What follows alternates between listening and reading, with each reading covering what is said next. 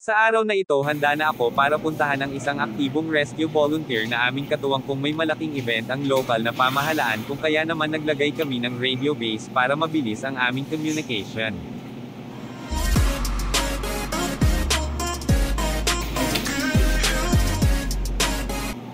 Gumamit nga pala kami ng maliit na bangka para marating ang kanilang bahay.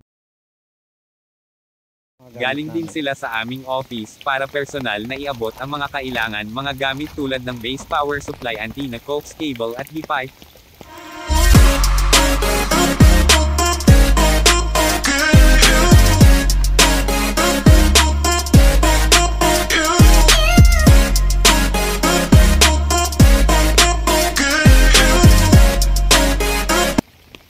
Hanggang dito na lang, maraming salamat sa panunood at huwag kalimutan mag-follow para updated kayo sa akin munting channel.